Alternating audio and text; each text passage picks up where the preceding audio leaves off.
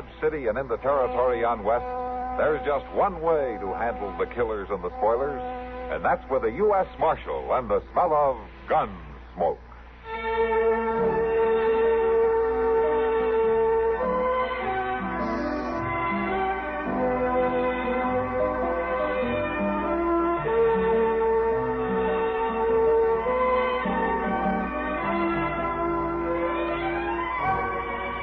Gunsmoke, starring William Conrad.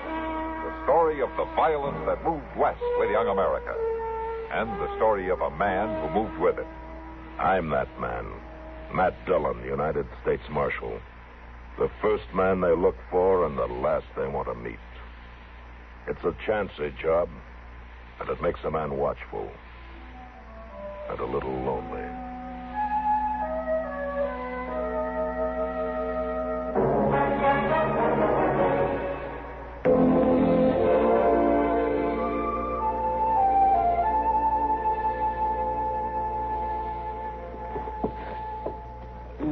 Now.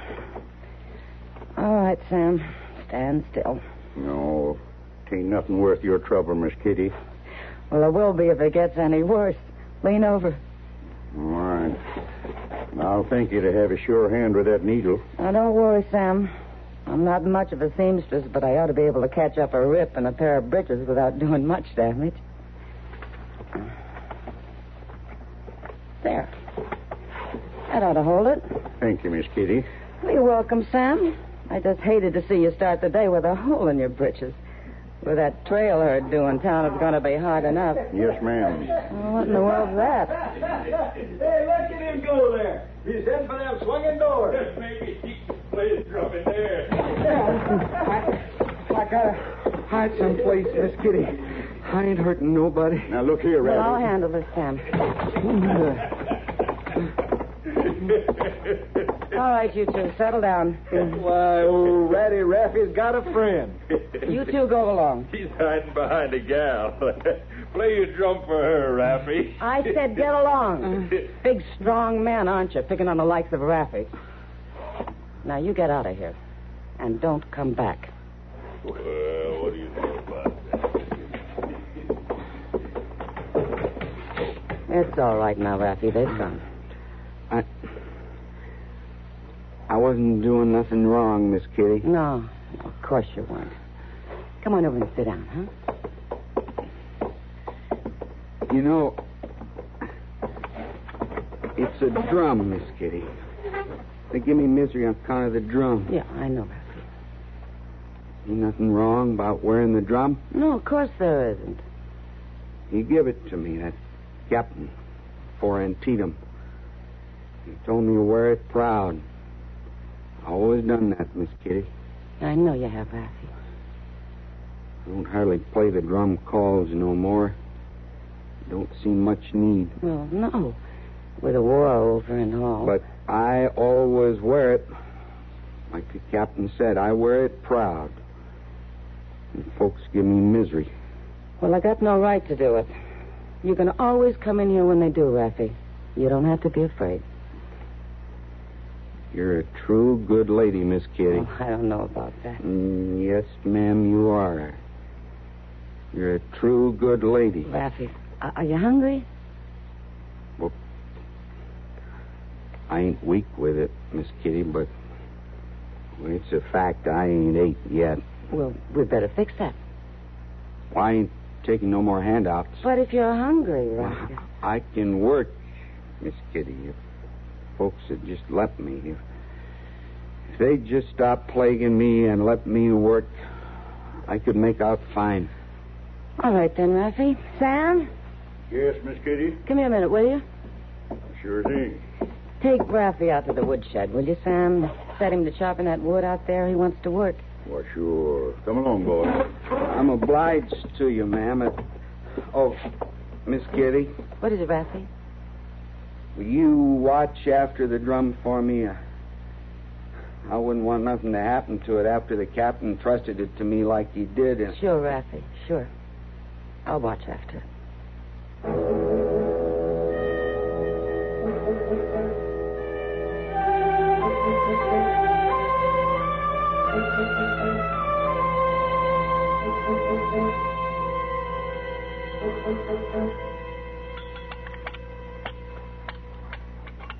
No, it was enough to break your heart.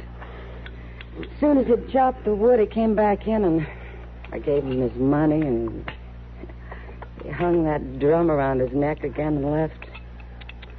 Poor boy. Yeah. You want some more gravy, Kitty? No, thanks, man. Doc? No, not for me. It's better with this food not to cover it up while you're eating it. You know where Raffy went, Kitty? No, I don't. He just appears now and again, and he's always in trouble. Somebody's always plaguing him, as he says. No, it's a shame. What's the answer to it, Doc? What makes Raffy, what makes him the way he is? That's hard to say, Kitty. Maybe it's just too much war. He must have been very young during the fighting. His mind hasn't grown any older. Why would he hang on to the drum then, Doc, if it reminds him of a bad time? I can't tell about these things for sure, Matt. Maybe because the drum was the last thing he was ever proud of. Yeah. Oh, Miss Kitty, Marshal. Hello, Dobby. Hello, Toby. I couldn't help overhearing your conversation. I was sitting right over there. You got good ears. Hey, I think it's important to know what this fellow Raffy might do. The town has a right to know. Well, he can't tell for sure. He might go along just as he is for the rest of his life, wearing that drum around his neck and being crucified for it. And then again, he might decide to turn on somebody someday. Well, you couldn't blame him. Well, then, Marshal, I say you ought to take steps. How do you figure that, Toby? Well, either way, he isn't doing the town any good. He might turn mean and cause trouble.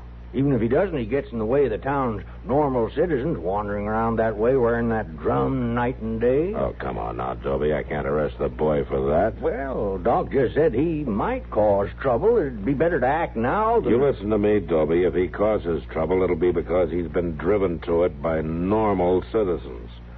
You might spend some time talking to him about it. Dillon? Right here, Chester. Looks like somebody's been after Chester. What's the trouble? Mr. Dillon, you better come right away. It's that Raffy Blight. I told you, Marshal. What's he done, Chester? He ain't done nothing. But some of the boys has got him treed down there at the liver stable. Well, you better come with us, Doc.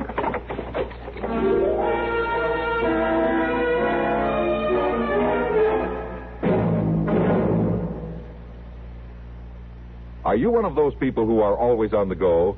Like you, our CBS newsmen are on the move all the time, too. Always in the direction of the biggest news developments of the day. Their own busy schedules give them a practical understanding of the value listeners put upon their services. They know you rely on them for accuracy at all times. They have a first-hand appreciation of the importance of clarity and brevity as well. That all of these standards are kept in mind by our highly skilled, highly experienced newsmen is demonstrated over and over again in the frequent news broadcasts you hear on CBS Radio. The busier your own day, the more you'll appreciate the efforts of our CBS News staff. These men offer you a direct link with history day by day. But more than that, they do their job with full regard for your busy schedule. They keep you fully informed with no waste of time, no waste of words. For accuracy, brevity, and clarity in news reports, for news at frequent intervals and at convenient times, keep tuned to CBS Radio every day.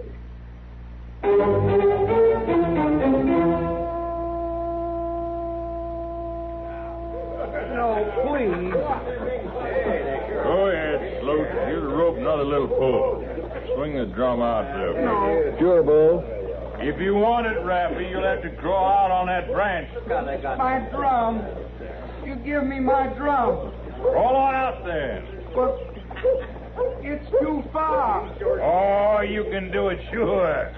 Hey, he looks just like a monkey up there, don't he? Why, you don't even have to up no tree to look like a monkey. Swing the drum out more, Sloat. Down the end of that limb there. Well, it's getting kind of thin down there, Bo. I said swing that drum. All right, Bo, all right. Go ahead, kid. Let's see you get your full drum. Crawl out there. No. Go ahead, crawl.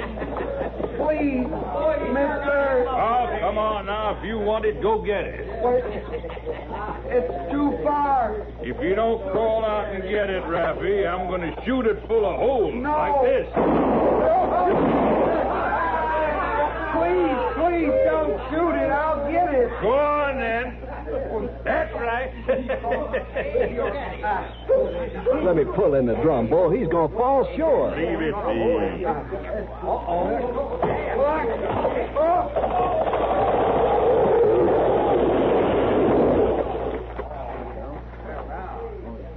Well, he's hurt himself. Oh, he's too simple to be hurt bad. Come on, Sloat. Let's get it. All right, just a minute. Come on. Take a look at the boy, Doc. Sure, man. All right, you men. You're in an awful hurry to get away all of a sudden. Oh, why, Marshal, there ain't no reason to hang around. The show's over, is that it? I know what you're talking about, Marshal. This boy just fell out in a tree. You know what I'm talking about, all right, and so do the rest of you men. Well, now, Marshal... A bunch of real live two-legged coyotes. Now, listen here. Well, you listen to me. If I catch you, any one of you, deviling this boy again, falling out of a tree will seem easy to you. Now, go on and get out of here. Well, we was going anyway. Just remember, you leave this boy alone.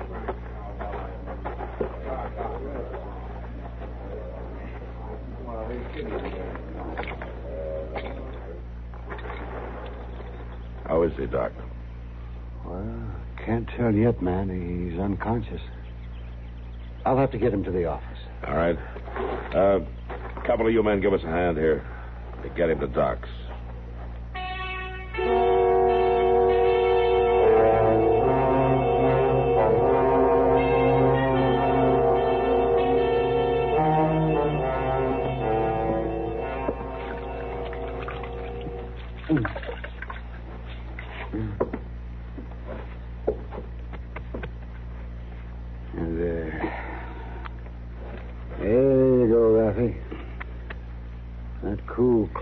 Make you feel better?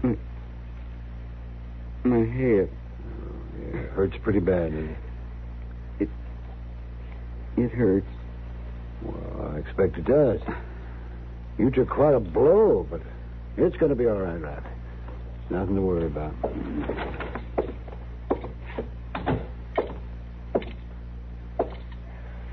Has he come to, Doc? Yes, man. He's conscious. You gonna be all right? I think so, man. Yeah, there's no signs of a fracture or concussion. Oh, that's good. Well, Raffy, you feeling better? My drum. You got my drum? Yeah, I got it. It's down in my office. Well, nothing happened to it. Oh, I think it's safe enough. That's good. I sure do thank you, Marshal. It's all right. You come get it when you're feeling better, huh? Yes, sir. I gotta do that. You know, it seems like folks don't like me to wear it. Why don't they, Marshal? Well, maybe it's because they just don't know any better. I ain't never hurt nobody. They ain't got no call to hurt me. That's right. Them folks who hurt me, they ought to learn different, Marshal. Yeah. That's what I came to tell you. I'm going to see that they do. I can see it real clear, Marshal. Real clear. Them folks need to learn it real good. Them folks that hurt me, they gotta be taught different.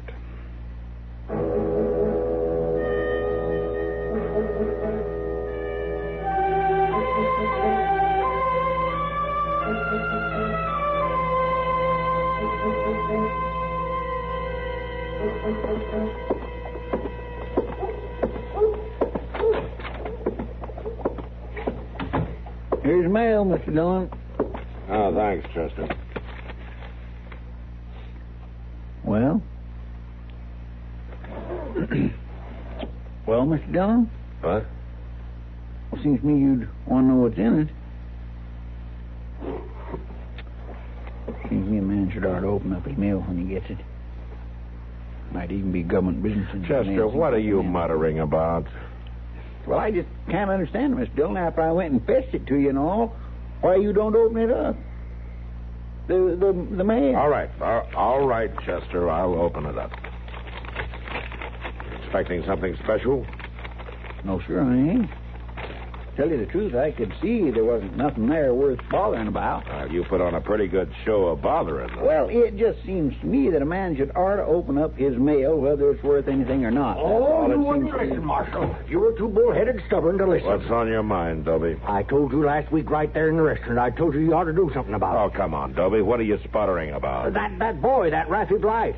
I told you he'd cause trouble. Well, what's happened? It's worse than I even expected. And you could have prevented it. Dobby, quit babbling and tell me what's happened. He's killed him. Who's been killed? Bull Ramsey's been killed. And Raffy did it. They found a drumstick by the body. And now we got a lynching on our hands. Where are they? They're taking him to hang him. And it should never happen. Dobby, where are they? They're taking him out west of town.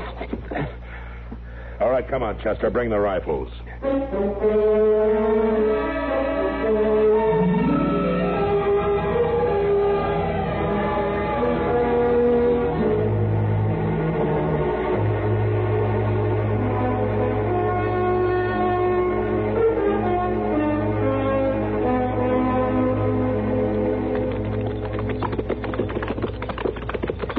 There they are, Mr. Dillon, in that clump of trees. Yeah.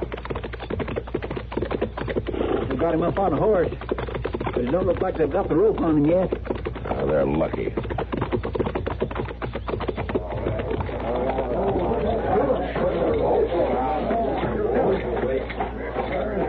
All right, let him go. We was just trying to help the law, Marshal. I'll take care of the law. I said let him go.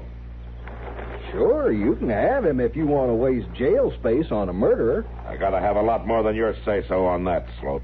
Why, it's plain as plain. Everybody knows he had it in for Bull. Never mind, Sloat. If he needs to be tried, he'll be tried by a judge, not by you. And that drumstick... I said never mind.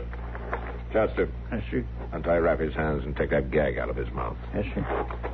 Then lead his horse over here. Yes, sir. That's my horse he's on, Marshal. You ain't going to take it. He's riding it back to town, Sloat, and I wouldn't argue about it if I were you.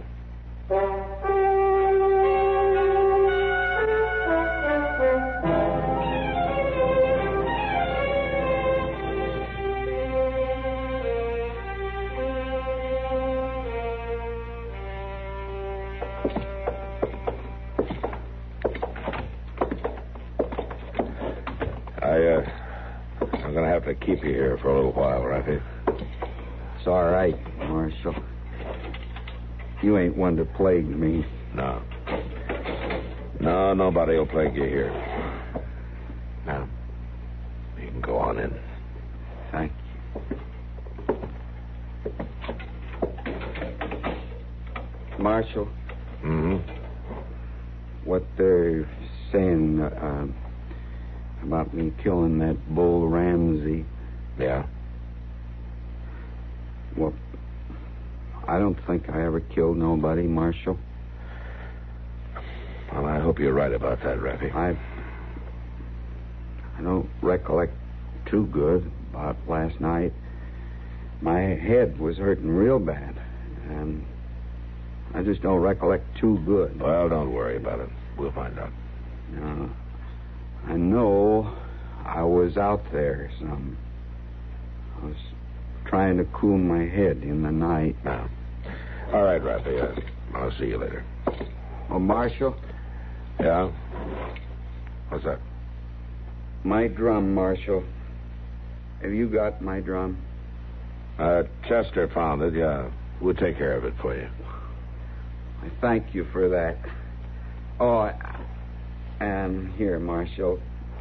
You might as well take care of these two. What? What have you got there? Well, my drumsticks, Marshal. I always keep them right here in my shirt. I only got one set, you know. Are they both there? Oh, sure, they're both here. You take care of them for me, Marshal? Yeah, I'll do that.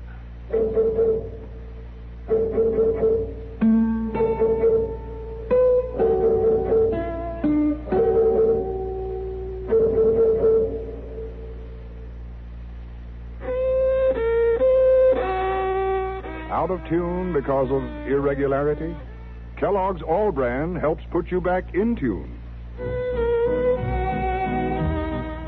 Kellogg's All Bran is the natural way, the good food way to end constipation caused by lack of bulk in your diet.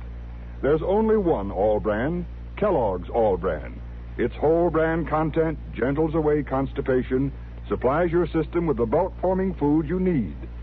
Kellogg's All Bran is the only whole bran cereal to bring you the combination of proved effectiveness, appetizing taste, and crispness. It never gets mushy in milk. So get back in tune and stay in tune. It's easy with the one and only Kellogg's All Bran, ALL-BRAN. Safe, reliable, pleasant. Millions enjoy it every day. They know they can count on Kellogg's All Bran to relieve irregularity.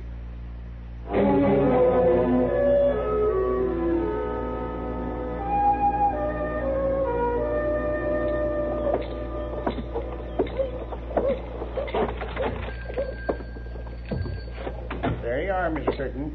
Here's your change. And here's your parcel. I'll be right with you, Marshal. No hurry. Thank you, Mr. Jonas. I should have that new bolt calico any day now. Oh, that's fine. I'll stop in again soon. Goodbye, Mr. Jonas. Goodbye, Miss Curtin. Now then, Marshal, something I can do for you? I sure hope so. Tell me, Jonas, do you sell drums here? Well, I had a couple a few years ago, but ain't stocked them recent, Marshal. Tell you the truth, I don't get much call for drums in Dodge City. I suppose not. I guess you don't get a call for drumsticks either, huh? Well, now, that beats all. Now, what do you mean? You'd think we was getting ready for a parade or something. How's that? You're the second feller in 2 days come in here to ask him after drumsticks. Oh? Well, who was the other one? Well, I don't rightly know his name, Marshal. Big, thin fella. Used to steam around town with Bull Ramsey. Yeah. But you didn't have any drumsticks, is that right? Oh, I found a pair, Marshal. But I didn't really need it. Oh, what do you mean? Well, this fella only wanted one. I made him buy the two, though. Now, what in tarnation would a fella want with just one drumstick, Marshal? I'll see you later, Jonas.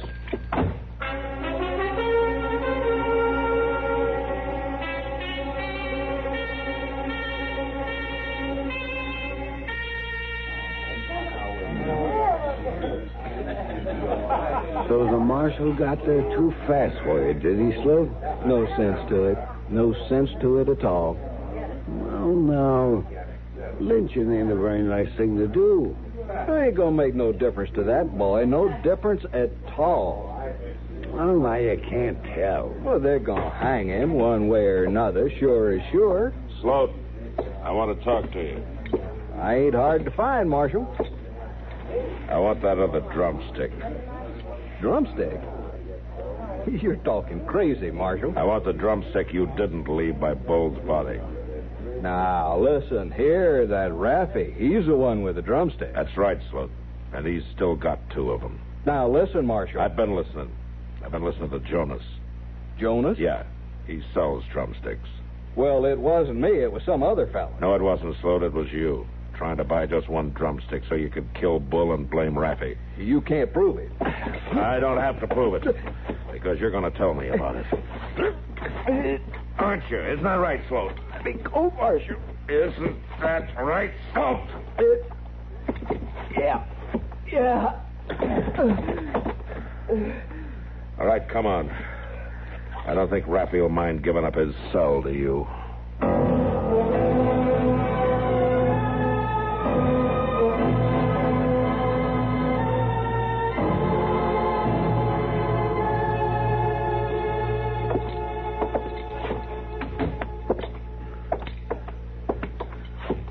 Raffy, here's your drum.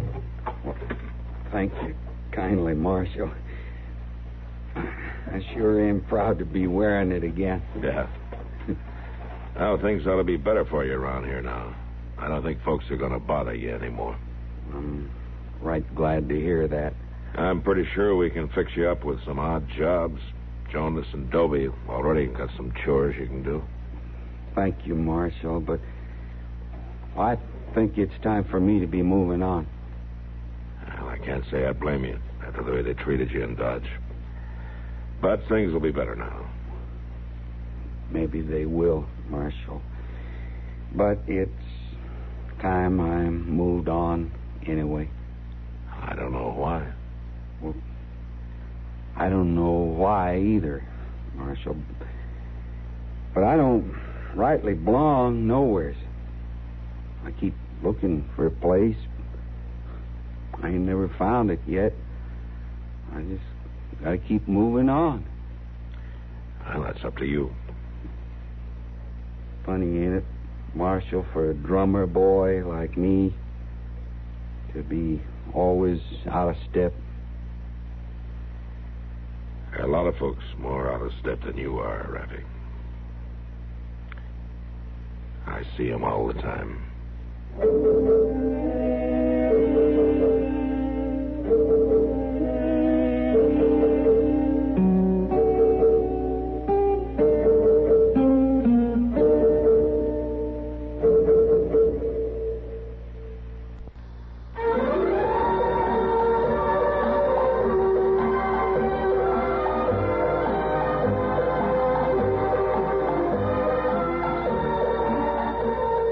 Gunsmoke. Produced and directed in Hollywood by Norman Macdonnell, stars William Conrad as Matt Dillon, U.S. Marshal.